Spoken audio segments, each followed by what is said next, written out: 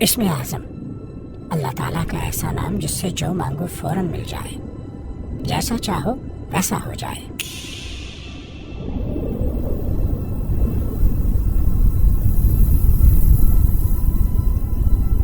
میں سوچتا تھا کہ جب مجھے اسم اعظم بنے گا تو میں اپنے لیے ایک بڑا محل بناؤں گا، ایسا محل جو نہ کبھی کسی انسان نے دیکھا ہو نہ کسی کے۔ دنیا بھر کے خزانے اس محل میں موجود ہیں اور میں نے وہ بنا بھی لیا، لیکن بعد میں ایک بات سمجھ آئی کہ اسم اعظم میں تو اس سے بھی بڑا خزانہ ہے۔ مجھے وقت میں سفر کرنے پر اختیار حاصل ہے۔ میں نے ہر نبی کے دور میں جا کر ان سے ملاقات کی اور ان سے کائنات کے انوکھے راز جانے۔ حضرت آدم علیہ السلام سے پہلے کی دنیا دیکھی۔ مجھ پر صدیوں میں اتنے راز کھلے ہیں کہ میں شاید کسی کو نہ بتا سکوں۔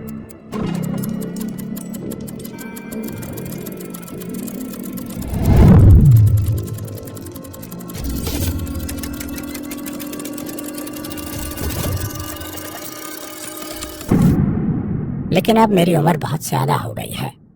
یا اللہ، میں چاہتا ہوں کہ یہ اسم اعظم اور وہ راز میں کسی بڑے ظرف والے شخص کو دے دوں جو اس امانت کو سنبھال کر رکھے۔ یا اللہ، مجھے دکھائیں کہ یہ راز میں کس کو دوں۔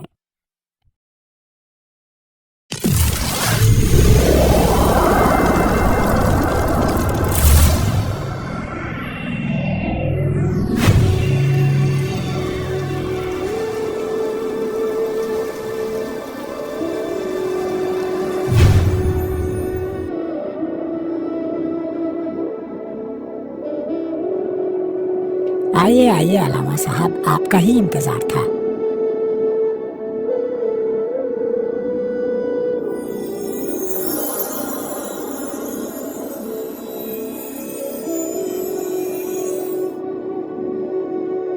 یہ کیسا نور ہے؟ تسلی رکھے، میں آپ کو سب کچھ بتاؤں گا۔ میرے پاس آپ کے لیے بہت امانتیں ہیں۔ سب سے بڑا جو تحفہ ہے وہ اسم اعظم ہے۔ وہ اسم اعظم مجھے ایک صحابی جن سے ملا تھا۔ تم زندگی بھر اسم اعظم کے متلاشی رہے ہو۔ اگر تمہیں اسم اعظم کی تاثیر چاہیے تو اس کا ایک عمل ہے، بس وہ کر لو۔ اس کے بعد بس تم جب اس کو پڑھو گے، جو چاہو گے اللہ کے امر سے فوراً ویسا ہو جائے گا۔ لیکن ایک بات کا خیال رکھنا، اسم اعظم حاصل کرنے کے بعد جو دنیا تم پر کھلے گی اس کا اظہار ہر کسی سے نہیں کر سکو گے۔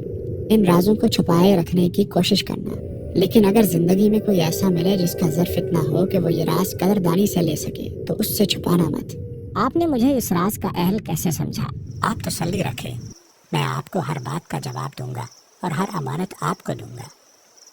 آپ نے بتایا کہ اسم اعظم کی برکت سے آپ کو وقت میں سفر کرنے پر اختیار حاصل ہے۔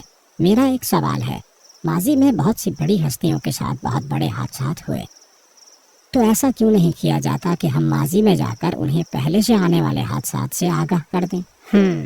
آپ کے اس سوال کے پیچھے کائنات کے کافی راز چھپے ہیں۔ میں نے ایک بار کوشش کی کہ میں ماضی میں جا کر ایک عظیم ہستی کو ان کی شہادت سے بچا لوں۔ جب میں وہاں پہنچا تو ایک انوکھا واقعہ ہوا۔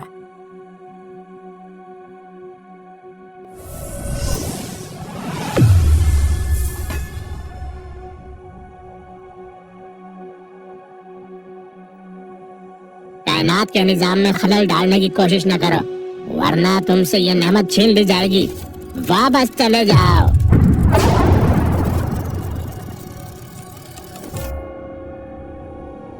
اللہ اکبر، اس کے پیچھے کیا راز ہے؟ اصل میں یہ وہ واقعات ہیں جو اللہ تعالیٰ کی طرف سے پہلے سے طے ہے۔ اللہ تعالیٰ کی منشا یہی ہے کہ انہیں ایسے ہی ہونا ہے، اور اپنے آپ کو اللہ تعالیٰ کی منشا پر راضی کر لینا ہی بہترین عمل ہے۔ جنہوں نے آپ کو وہاں روکا تھا وہ کون تھے؟ وہ تکوینی نظام کے لوگ تھے۔ دنیا میں آج تک جس کو بھی اسم اعظم ملا ہے اس کا تعلق تکوینی نظام سے ضرور ہوتا ہے۔ جب بھی کوئی انسان یا جن کسی ایسے عمل میں مداخلت کرے جو کہ اللہ تعالیٰ کی منشا کے خلاف ہے تو ان ہستیوں کی ذمہ داری ہے کہ وہ اس کا سدباب کریں، چاہے وہ ماضی کا ہے یا مستقبل کا۔ مثلاً اللہ تعالیٰ کی طرف سے پہلے سے طے ہے کہ حضرت عیسیٰ علیہ السلام نے اس مینار پر اترنا ہے۔ اب دنیا کی کوئی بھی طاقت اس مینار کو نقصان نہیں پہنچا سکتی۔ تکوینی نظام کے یہ رجال الغیب ہر وقت اس مینار کی حفاظت کرتے رہتے ہیں۔ تکوینی نظام چوتھی زمین سے چلتا ہے، یہ جو زمین ہمیں نظر آتی ہے یہ ایسے نہیں ہے، بلکہ اس کی سطحیں ہیں اور کل 7 زمینیں ہیں۔ آپ کو اسم اعظم دینے سے پہلے میں چاہتا ہوں میں آپ کو تکوینی نظام سے جڑے سارے راز بتاؤں۔ آپ میرے ساتھ آئیں، میں آپ کو چوتھی زمین میں لے جاتا ہوں۔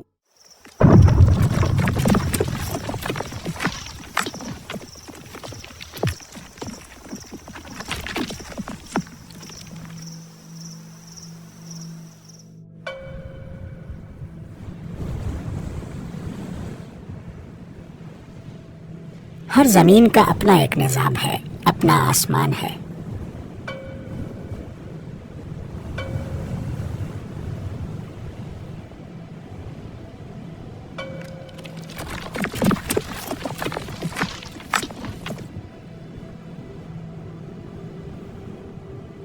أنت الهادي أنت الحق ليس الهادي إلا هو یہ سامنے جو آپ کو نظر آ رہے ہیں یہ اوتاد ہے، الهادي أنت چاروں سمتوں کے ليس اوتاد، الهادي ہر سمت کا ایک وطد ہے۔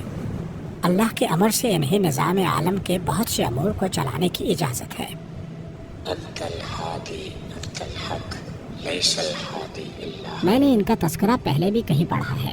ان کے نام کا ایک تعویذ ہے، جو بندہ اپنی کوئی حاجت اس تعویذ کے نیچے لکھ کر درخت سے لٹکا دے تو وہ حاجت پوری ہو جاتی ہے۔ آپ یقیناً اس تعویذ کی بات کر رہے ہوں گے۔ جی بالکل، یہ سامنے کیا ہے؟ آئے میں آپ کو بتاتا ہوں۔ یہ جو سامنے آپ کو نظر آ رہے ہیں یہ وہ ہستیاں ہیں جن کے ذمے ان چیزوں کا فیصلہ کرنا ہے کہ کس کو کتنا رزق ملنا ہے، کس کو اولاد ملنی ہے یا کس کی زندگی میں خوشحالی آنی ہے۔ جیسا یہ کسی کے لیے لکھ دیتے ہیں اللہ کے امر سے ویسا ہو جاتا ہے۔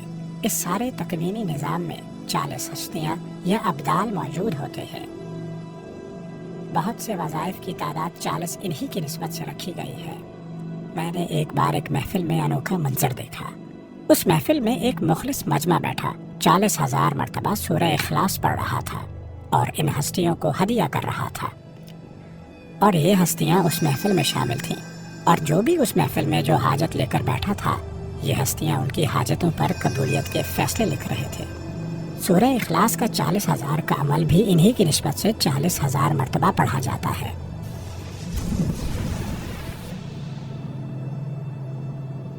یہ جو سامنے ابھی آئے ہیں یہ کتب ہیں جن کے ذمے حکمرانوں اور بادشاہوں کا انتخاب ہوتا ہے۔ آپ کو علم ہے کہ دنیا میں جتنے بھی حکمران آتے ہیں ان کا فیصلہ یہ ہستیاں کرتی ہیں۔ جتنے سال جس حکمران نے حکومت کرنا ہے وہ یہی سے فیصلہ ہوتا ہے۔ جس حکمران کے لیے یہ ہستیاں جتنا سال طے کرتی ہیں اس سے پہلے دنیا کی کوئی طاقت نہیں ہٹا سکتی، اور جب یہ کسی کو ہٹانے کا فیصلہ کر لیتے ہیں تو کوئی طاقت اس کی حکمرانی برقرار نہیں رکھ سکتی۔ اور یہ سب ذمہ داریاں انہیں اللہ ہی کے امر سے ملی ہے۔ ان کا کوئی عمل اللہ تعالیٰ کی منشا کے خلاف نہیں ہوتا اور نہ ہو سکتا ہے۔ اللہ اکبر! آپ نے فرمایا کہ ان کا انتخاب ہر دور کے نیک انسانوں یا جنات میں سے کیا جاتا ہے۔ ان کے انتقال کے وقت کیا معاملہ ہوتا ہے؟ اس کے پیچھے بھی ایک انوکھا نظام ہے۔ اسم اعظم کی برکت سے کئی صدیاں پہلے میری ایک انسان سے دوستی ہوئی۔ وہ کوئی عام انسان نہیں تھے بلکہ تکوینی نظام میں مکہ کے امیر تھے۔ بابا مجھے بتائیں ابھی اگلا بادشاہ کون ہوگا؟ ایک تو تم سوال بہت کرتے ہو۔ بتائیں نا بابا، چلو میں آپ کو 40 مرتبہ سورہ بقرہ ہدیہ کرتا ہوں۔ یہ تمہاری عادت نہ، بس اسی وجہ سے تم جیت جاتے ہو۔ بس میں اتنا بتاؤں گا، ابھی جو بادشاہ ہے اس کی بادشاہت کا صرف 1 مہینہ باقی ہے، اس سے زیادہ کچھ نہیں بتاؤں گا تمہیں۔ اچھا میرا ایک اور سوال ہے، اس کا جواب دے دیں، پھر میری آج کی چھٹی۔ میں یہ سوچ رہا تھا کہ جو تکوینی نظام کے لوگ ہوتے ہیں ان کی ذمہ داری کب ختم ہوتی ہے؟ چلو آؤ میں تمہیں بتاتا ہوں۔ میں نے ان کے ساتھ چلنا شروع کر دیا۔ کافی دیر تک ہم چلتے رہے۔ چلتے چلتے ایسے مناظر آ گئے جو مجھے مکہ کے نہیں لگ رہے تھے۔ ہم کافی دیر ایسے چلتے رہے۔ میں نے پھر ان سے پوچھا ہم کتنا دور آ گئے ہیں؟ ہم مکہ سے 1900 میل دور آ گئے ہیں۔ کافی دیر چلتے چلتے ہم ایک خوبصورت وادی میں پہنچ گئے۔ وہ وادی ایسی تھی جیسے دنیا پر جنت کا ٹکڑا۔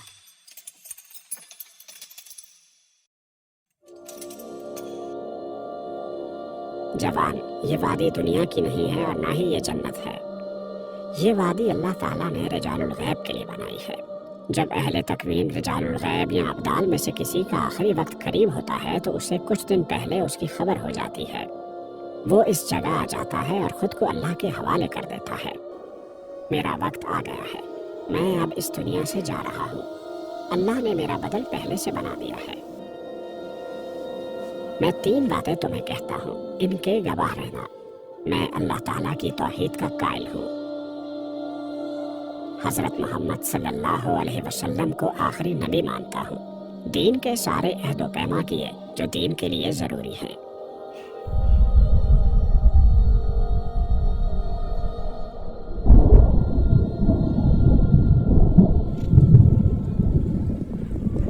मैं अभी उनके दुख में रो ही रहा था कि मैंने देखा आसमान से एक रूहानी मखलूक आ रही है।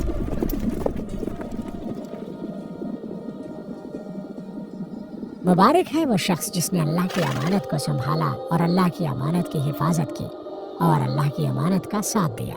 आपने इन्हें आखिरी मर्तबा देखना है तो देख लें, हम इन्हें अपने साथ ले जाएंगे। मैंने उन्हें आखिरी बार गले से लगाया और देखते ही देखते वो आंखों से ओझल हो गए। मैं वहां हैरान और परेशान खड़ा था कि अब मैं वापस कैसे जाऊं। तभी मुझे वापस उन बुजुर्ग की आवाज आई, जवान, तुम्हारा वक्त यहाँ पूरा हुआ, अब यहाँ से वापस चले जाओ। लेकिन मैं कैसे जाऊँ? मुझे तो ये इल्म भी नहीं कि मैं यहाँ कैसे आया। तुम जिस सिमत से यहाँ आए थे उसी सिमत में वापस चलना शुरू कर दो। मुझे फना है, लेकिन उस अल्लाह को फना नहीं जो इस निज़ाम को चला रहा है। वही अल्लाह तुम्हें वापस ले जाने पर भी कादिर है। फिर मैंने वहाँ से वापसी का सफर शुरू किया और कुछ ही मिनटों में वापस मक्का पहुँच गया। अल्लाह अकबर, आप इसमें आज़म के जितने कमालात बता रहे हैं, मेरी हैरत और तजस्सुस बढ़ता जा रहा है कि आप मुझे भी वो इसम बता दी। ये तो अभी कुछ भी नहीं है। जो अगला राज मैंने आपको बताना है, इसका असर पूरी कायनात पर पड़ेगा। आपके हर साथी पर इसका असर होगा। जिस तक भी ये राज पहुंचेगा उसकी जिंदगी हमेशा के लिए बदल जाएगी। अब मेरी बात ध्यान से सुने, अपना हाथ मेरे हाथ में दें और आंखें बंद कर लें। जब तक मैं ना कहूँ आंखें नहीं खोलना।